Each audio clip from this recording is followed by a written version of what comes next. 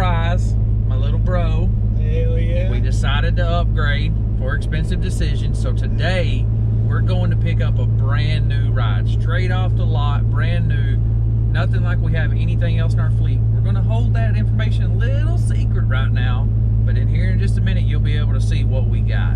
And I say we, it's Tanner's ride, but you know, obviously we is in expensive decisions. But sad to say, with that happening, the Commander, not 100% for sure, but probably will be retired from our channel. Yes. So it was time to upgrade.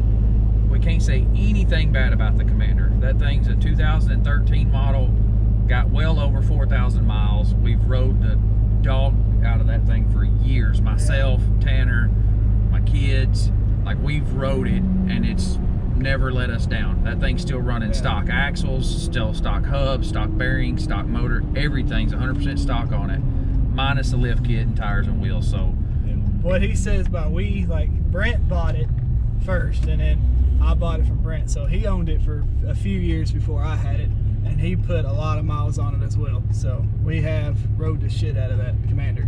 Now one thing I will say is it owes us nothing. Yeah, it doesn't owe us anything. But we're really excited today. I mean, this trail rig that we're going to pick up now is sweet. Well, I'll let Tanner tell you, but here's our secret. So here's what we went and picked up today. Tanner, tell the world what you got, buddy. I just went out today and bought a 2021 Kawasaki KRX Trail Edition straight off the lot, brand new. And I wanted the KRX because everybody in our group has Razors or an X3, and I wanted something different. I've seen a lot of good reviews on the KRXs, and they just look so beefy from the factory with the axles, the A-arms, the radius rods. Everything just looks beefed up compared to X3s and Razors. Nothing against the Razors and X3s. These just look a whole lot stronger straight from the factory, and I want to try it out and let y'all guys follow along and see how it holds up.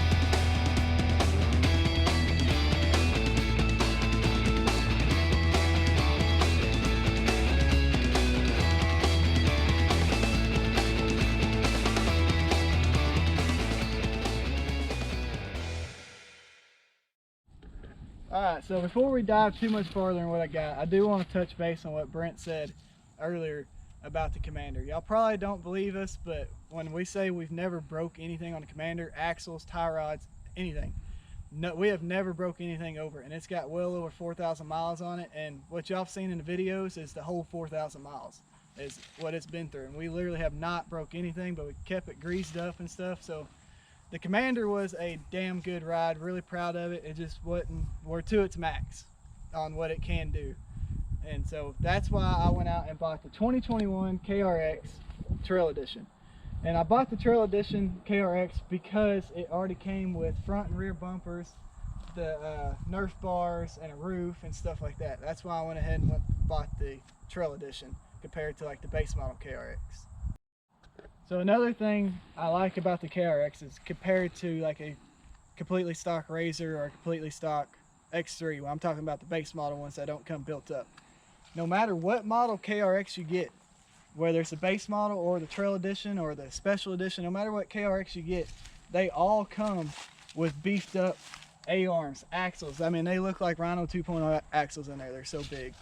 And that's one of the reasons I wanted a KRX, because from the factory, even the base model one, like I said, they come so beefed up, they look so strong and everything. That's why I wanted one, to see if it really is as strong as it looks compared to other rides. Like he was saying, there's a couple things that he really likes on the KRX that come stock. A couple things I want to point out that I really like. They are beefy, but one thing you will notice, the trailing arms from the factory are already kind of like a high clearance arch trailing arm, to where the Razors and the X3s don't come with that. Another thing that I think is really cool on these is it's got steel firewall in it, so that does give you some extra protection against some stuff flying up out of the tires and coming through the floorboards on some of these rigs. So on the front here, the KRX comes factory with 2.5 Fox shocks with 24 position, which gives you 18 inches of suspension travel on the front with 13.5 ground clearance. 13.5 inches. 13.5 inches. So on the back, it also has 2.5 Fox shocks that are 24 position, but it gives you 21 inches of suspension travel with 13.5 inches of ground clearance on the rear as well. And also, the KRX comes factory with the beadlock wheels and 31-inch Maxxis Carnivore tires all the way around. Take 3. So from the factory, the KRX comes with a 68-inch width, and it comes with a 99-inch wheelbase, but overall length is 133. And then it weighs 2,019 pounds. On the Trail Edition, the base model is going to weigh a few less pounds because it don't come with the Nerf bars and bumpers. Good call. So a couple other key features on this that I think is really neat on the KRX. You notice this belt cover is humongous. So Kawasaki actually comes with a wet clutch design on it. So that's something that we're going to try to see how well that works. I think that's going to be very unique because obviously none of our other rigs have that. Now this is a 1000 cc, it's a twin cylinder, and they're rated at 113 horsepower. So pretty comparable to a lot of the other base models. In my opinion, we're going to find out what that is. You look at the size of this thing, and like he said, the dry weight or the curb weight on this is a little over 2,000 pounds. I think the biggest downfall that this thing may have is a power to weight ratio. But for what we do, the overall speed I don't think is really going to matter. We're going to just do a lot of crawling. He's already topped this out. This thing will run 65. But that's actually what I believe is a factory governor in the computer. We're going to probably end up turning that off and seeing what she'll do after that. What I will say for somebody that doesn't own this or has only rode in a little bit, we've obviously let a lot of friends and family drive it, ride it around. The biggest compliment this thing gets is how much interior room it really has and how comfortable the seats are. These seats, in our opinion, are way more comfortable than the X3 seats, more comfortable than your stock Razor seats. So, I mean, kudos to Kawasaki for making this thing really comfortable in the cabin.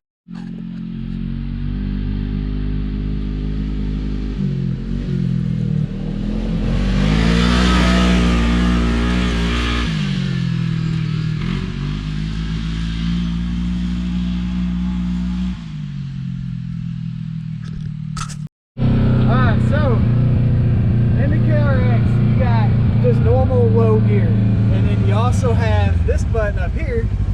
You push it into low mode, and it show on the dash power L.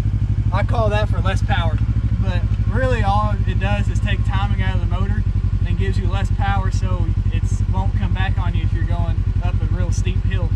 And you just click it back down, it goes to power F, what I say full power. If it was up to me, I would just take that switch out, because as Brent said in the Rocks and Trail video on the Razor, I want all the power all the time. Yeah, I mean, I guess it's for more like inexperienced drivers or more, I would say, new drivers. What I don't like is it's more throttle control. It feels like it pulls some of the throttle responsiveness out. It obviously pulls power, so that if you're in a real bad situation, you can just kind of nail it and it doesn't get crazy or out of hand. I mean, I personally do not like it at all. Like, it is a very stupid option to put on here in my opinion, but yeah, it may work great for a lot of people. So we wanted to kind of give you some comparisons. That's the breakdown of the KRX, but something that you can go buy brand new that's pretty close to it, in our opinion, would probably be the Maverick Sport. And the reason I say it's pretty close is because it's a non-turbo unit as well. So we're going to do a breakdown on kind of what this has. We're going to include our X3. Now this is a 2017 model, so it is the 154 horse, but if you went and bought a brand new 2021 or 2022, you can get a 64-inch wide X3 in the 120 horse. Even though it is turboed, it is pretty comparable to the KRX. We're also going to throw in the Trails and Rocks edition, because as far as we're concerned, as far as beefiness and built, this one probably is the closest to the KRX as far as what it comes with from the factory and on a base price model or MSRP pricing. So we're not going to do a full breakdown on each one of these rigs. This is just a quick comparison for people that are wondering why would you buy a KRX compared to something else. So this is just going to be kind of something that, hey, we're going to throw you some real quick info and some basic MSRP. So we broke down that. That was what we wanted to go over, and how much it costs from the factory, and all the options it came with. One thing I will say, this is obviously our X3. So you can buy a base model X3, and that's how this thing started life, for under 20 grand. I think they're 19,999. The biggest downfall I will say to your base model X3s is they don't come with lockers. You're not going to come with upgraded A-frames. You're not going to come with upgraded axles. And the overall belly height on these things are terrible. Now this thing is a 102-inch wheelbase. Yeah. Yeah, okay. 102-inch wheelbase, so it does have a comparable wheelbase to the KRX. It's only 3 inches longer. So while I say you can get it for under 20 grand, you're going to spend quite a few more $1,000s to make it as capable as the KRX. And we've done that. We've spent that time and money on this rig already. And another thing to add on what he's saying, it's only 64 inches wide, so it's 4 inches narrower than the KRX. That's on the base model X3. Of course, you can get the Turbo R and Turbo RR, that is the 72 watts. So this is our buddy's ride. It's a 2019 Maverick Sport XMR model. It's pretty comparable to the KRX. That's why we want to kind of give a quick comparison on this. So the wheelbase is 90 inches, the width is 64 inches, and its MSRP is starting at $21,499. Right, and like he's saying, this is a non-turbo rig, so it is more comparable to horsepower. I think this one's right at 100 horse. Yeah, it is. And then, but the biggest thing you can see, the overall size of this thing is quite a bit smaller than the KRX. So it probably is a little more sporty in size, but it's not near as big and roomy and comfortable. This is a 2021 Trails and Rocks Edition Razor, so it's not your base model Razor XP 1000. So this one is built up more to be the most comparable rig to the KRX as far as beepiness. It does come with upgraded A-arms, axles, drivetrain. It's really comparable to that. Now, if you want to see a full breakdown on this, we have that video already on YouTube, so please go watch it. But just kind of a quick overshot of that. Like we said, it's already upgraded. It's a 90-inch wheelbase and it's 64 wide. So it is pretty close to the KRX. And the MSRP on it's right in the same range. I believe it's within $1,000 or so. All right, so we kind of give you the breakdown of the KRX 1000, give you some ideas of what it comes with and what it has. Now what we're going to do is the same thing we did with the Trails and Rocks Edition. We took this thing on an initial ride, and we're going to post some of those clips in here in this video so you can see how well this thing works or doesn't work, but we will say it does work great. So, you know, I got to follow it around a lot, but I'll let Tanner finish it off by telling you, because it's his ride, of how much he thinks about it and all the stuff that we went through this last weekend. Yeah, we went through some gnarly stuff this last weekend. My opinion on this KRX, straight from the factory, the only thing I've changed is I took the front sway bar off to get the front to flex more. Other than that, I ain't changed nothing on it. Everything is completely stock. I haven't changed anything at all. And completely stock, this thing is bad ass. It really impressed me. I expected it to do good, but it did a lot better than what I thought it was going to initially do. The only complaint I have about it is the belly height. The ground clearance is not high enough in my opinion, which you can make changes to do that, to get the ground clearance up, bigger tires, you can adjust on the suspension, which all that is in work in progress for me. It's just going to take me a little bit of time to do it. So I am going to change that, but other than the ground clearance, which I mean, the ground clearance really didn't hurt me either. Like, I still crawled over stuff. I just drug the skid plate a lot. But other than that, this thing was badass. And the next trip, Brent's going to drive it some. He's going to take it up some trails, and then he'll tell y'all what he thinks about it in the next couple videos. So, I mean, it's definitely worth the money at KRX, in my opinion.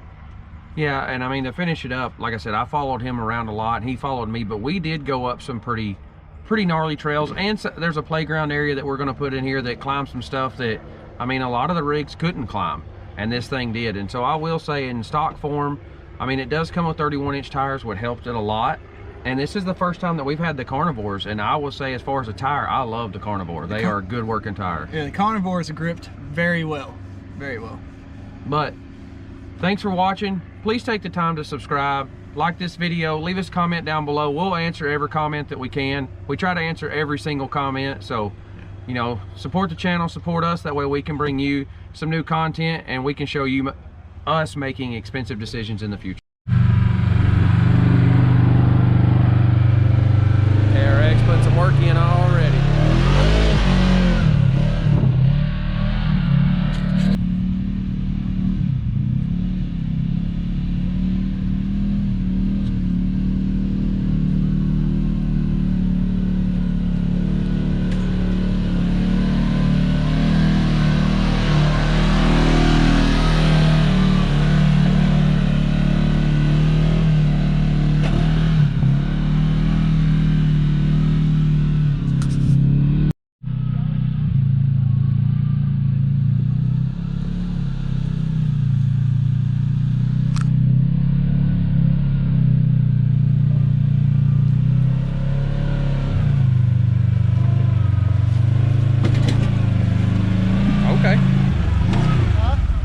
Okay.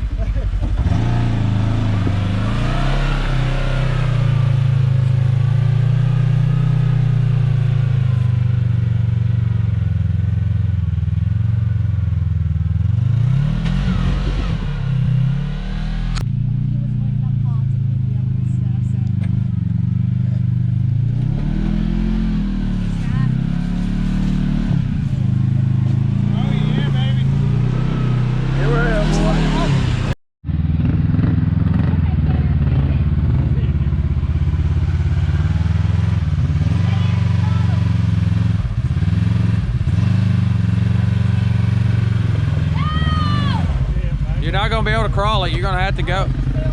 Okay. My bad, dog. My bad.